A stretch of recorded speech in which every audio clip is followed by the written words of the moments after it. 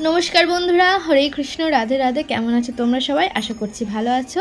আমরাও খুব ভালো আছি। আজ 12ই ফেব্রুয়ারি আর আজকে পড়েছে মাঘী পূর্ণিমা। বাড়ির সকল বড়দের সম্মতি নিয়ে আজ আমাদের দীক্ষা নেওয়া হবে। সমস্ত যে পুজোর কাজ সেসব মা অলরেডি সেরেই রেখেছে, বাসনপত্র এখানে ধুয়েও রেখেছে। আমি স্নান টান করে চলে এসেছি। এখন আমি আলপনা বেটে সমস্ত জায়গায় আলপনা দেব। তার আগে ছোট্ট কাজ, আমার গোপুসোনাদেরকে স্নান করাতে হবে। গোপুসোনারা ছিল মামার বাড়িতে, সকালবেলায় আমি তাদেরকে নিয়ে এসেছি। আর মা সকালবেলাতে সমস্ত রকম ঠাকুরের বাসন ধোয়া বা ঠাকুর ঘর মোছার সমস্ত কিছু জোগাড় করে রেখেছে। বাদ বাকি যেটুকু কাজ আছে সেটুকু আমি এবার কমপ্লিট করব।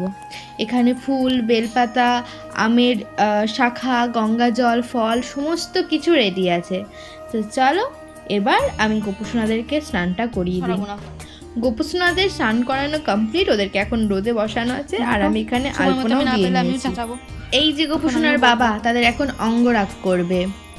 হ্যাঁ, অনেক দিন হয়ে গেল গোপুসোনাদের কোনো রকম অঙ্গরাগ হয়নি, তাই তার অঙ্গরাগ হবে। আর আমি এখানে পুজোর ফলগুলো কেটে নিয়েছিলাম। তারপর আমি শাড়ি টাড়ি পরে রেডি হয়ে গিয়েছিলাম, কারণ আমাদের গুরু বাবা খুব তাড়াতাড়ি চলে আসবেন এবং আমাদেরকে দীক্ষা দেবেন। খুব তাড়াতাড়ি বলতে আমাদের আজকে যেহেতু আমরা কুলগুরুর কাছে দীক্ষা নেব, তাই তার আগে আমাদের বাড়িতে যে পুজোটা হবে সেই ঠাকুর মশাই এসেছিলেন 11:30 নাগাদ।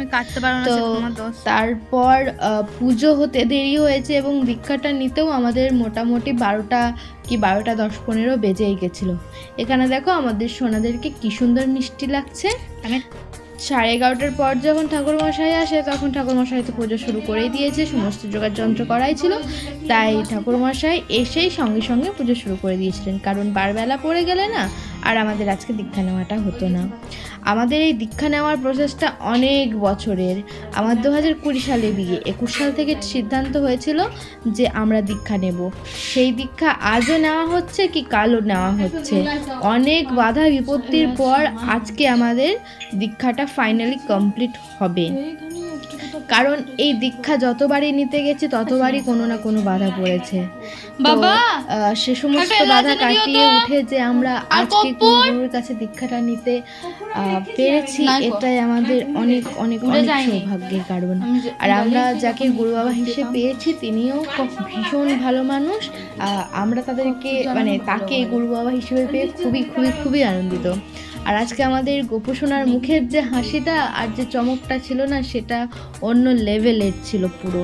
তো এখানে আমাদের পুজো শেষ হয়ে গিয়েছে, তারপর আমরা গুরুমন্ত্রও নিয়ে নিয়েছি। আজকের ভিডিওটা এতটুকুই। দেখা হচ্ছে পরের কোনো ভিডিওতে, ততক্ষণের জন্য টাটা, রাধে রাধে।